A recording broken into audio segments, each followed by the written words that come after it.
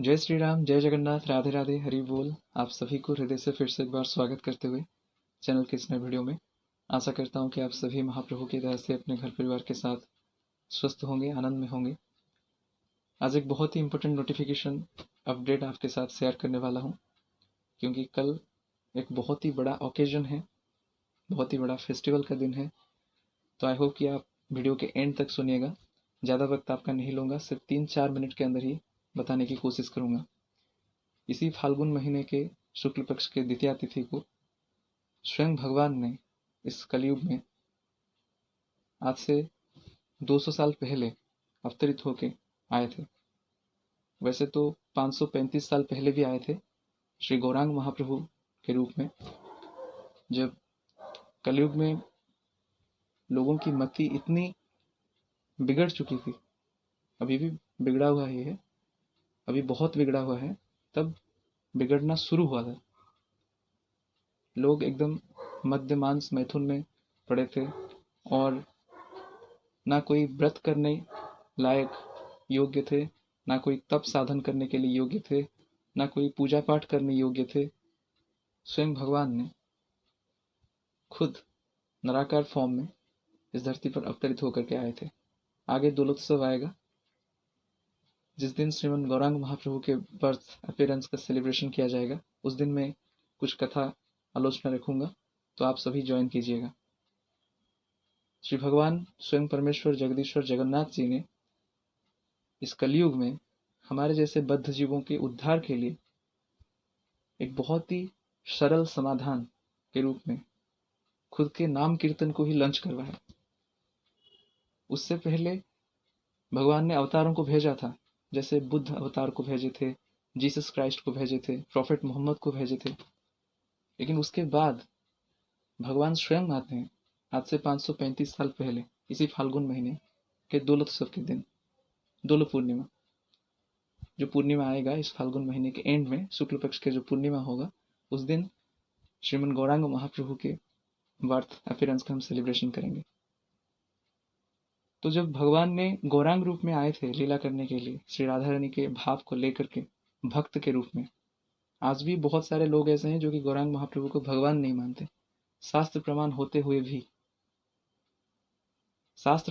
हुए भी जब गौरांग चैतन्य महाप्रभु को भगवान नहीं मानते, तो रामकृष्ण परमहंस देव और अनुकूल चंद्र जी की क्या बात करें।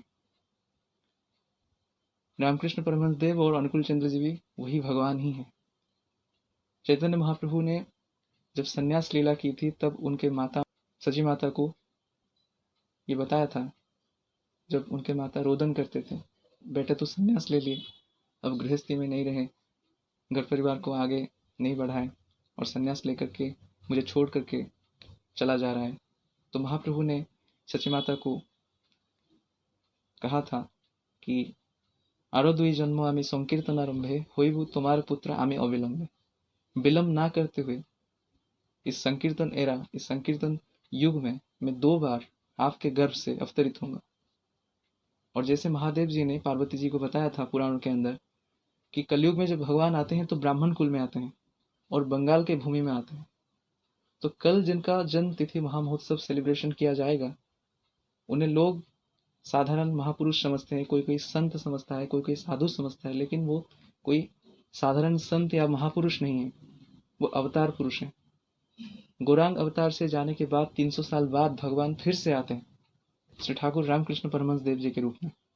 और कल श्री ठाकुर रामकृष्ण परमहंस देव जी का बर्थ अपीयरेंस है। तो आप सभी को एक निवेदन करना चाहूंगा कि आपके घर के पास अगर श्री रामकृष्ण मठ है तो वहां पर जाएं, ठाकुर जी का दर्शन करिए, आरती दर्शन करिए, ठाकुर जी के भक्तों के साथ कीर्तन का आनंद लें।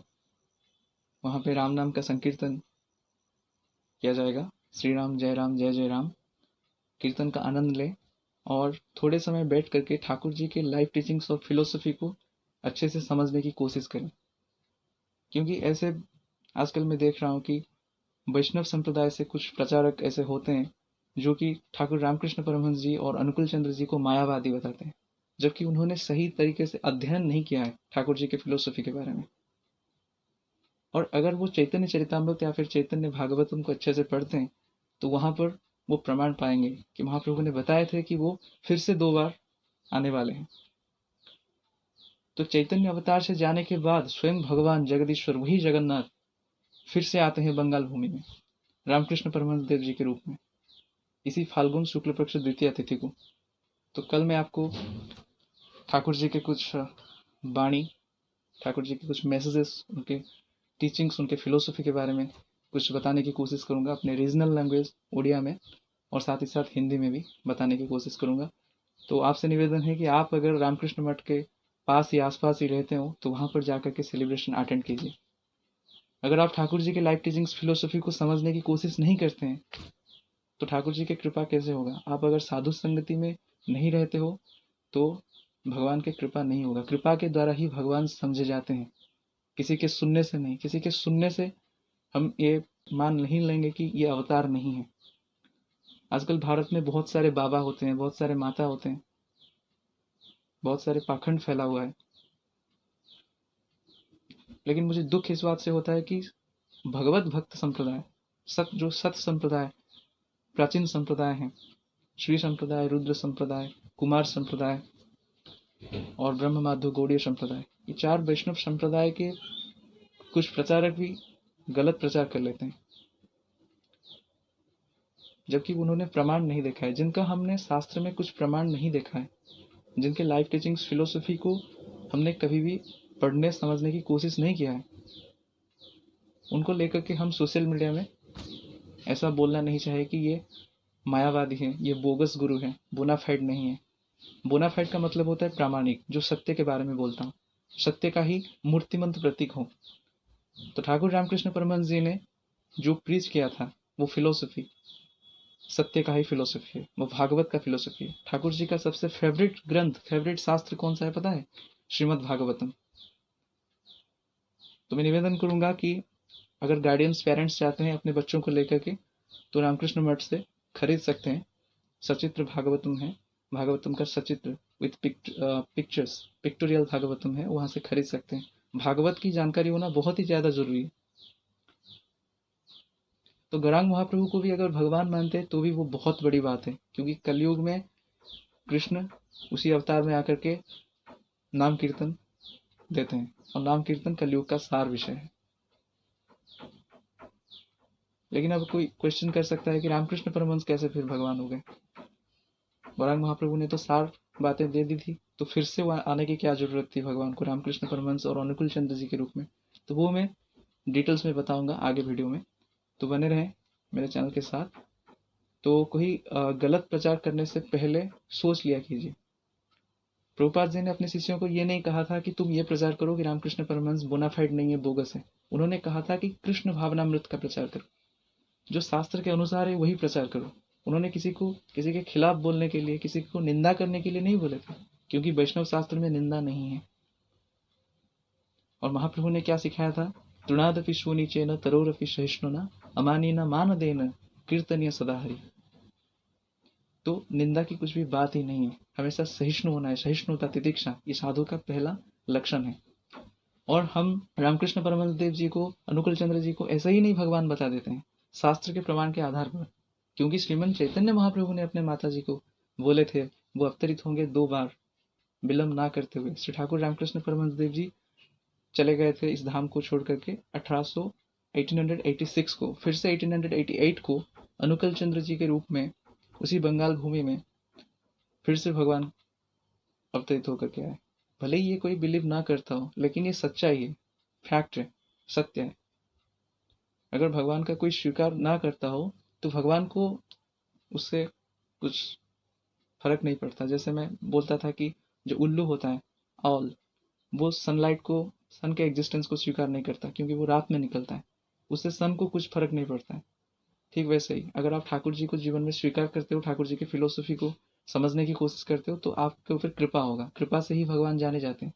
तो बचपन से जितनी कृपा हमारे ऊपर हुआ है, उसी कृपा के बदौलत, उसी कृपा के चलते हमें ये समझ बचपन से है कि इस कलिकाल में भगवान ने पहले 3 अवतारों को भेजा था। बुद्ध को भगवान बुद्ध के रूप में भगवान ने उनके अंश को भेजा था, उसके बाद जीसस क्राइस्ट आए, उसके बाद प्रॉफिट मोहम्मद आए, और उसके बाद स्वयं भगवान श्री गौरांग महाप्रभु के रूप में आते हैं, राधा रानी के भाव को चुरा करके लीला करते हैं। और उनके जाने के बाद जब संप्रदाय के अंदर बहुत ही भेदभाव, बहुत ही संघर्ष उत्पन्न होते हैं, तो रामकृष्ण परमहंस जी के रूप में स्वयं भगवान आते हैं। और फिर रामकृष्ण परमहंस देव जी के रूप में जाने के बाद जब भगवान को लगता है कि इस अवतार में ज़्यादा कुछ काम नहीं हो पाया, मुझे फिर से आना पड़ेगा वर्णाश्रम धर्म को समझाने के लिए, कैसे सही तरीके से कैसे विवाह होता है, शादी होता है, वर्णाश्रम को स्थापित करने के लिए। तो फिर से वो आते हैं युग उपयोगी शिक्षा का प्रदान करने के लिए, अकॉर्डिंग टू द एज वो प्रीच करते हैं, भिन्न भिन्न नाम रूप धारण करके। लेकिन वही भगवान है, सिर्फ वही भगवान सेम ही है। जब आते हैं तो भगवान जब आते हैं अवतरित होकर के, उनके फिलोसफी चेंज नहीं हो जाता, उनके टीचिंग्स चेंज नहीं हो जाता। तो बहुत ही देर कर दी मैंने, 3-4 मिनट की बात करने की कही थी, लेकिन 12 मिनट हो चुका है। तो ये बहुत ही बड़ा प्रसंग है, कोई छोटा मोटा प्रसंग नहीं है। अगर आप ठाकुर जी को अवतार के रूप में स्वीकार नहीं करते हैं, फिर भी अगर आप एक संत भी मानते हैं, महापुरुष भी मानते हैं, तब भी आपका कल्याण हो सकता है। आप अगर थोड़े से भी उनके टीचिंग्स, उनके फिलोसफी को समझने की कोशिश करते हैं और फॉलो करने की कोशिश करते हैं, तो बहुत मतलब भाग्य में परिवर्तन हो सकता है। क्या कुछ नहीं हो सकता, ये शब्दों के माध्यम से मैं बता नहीं सकता। इतने देर से मेरे बातों को पेशेंस के साथ सुनने के लिए सभी को धन्यवाद देना चाहूँगा हृदय से। Stay home, stay safe, thanks lot, जय जगन्नाथ।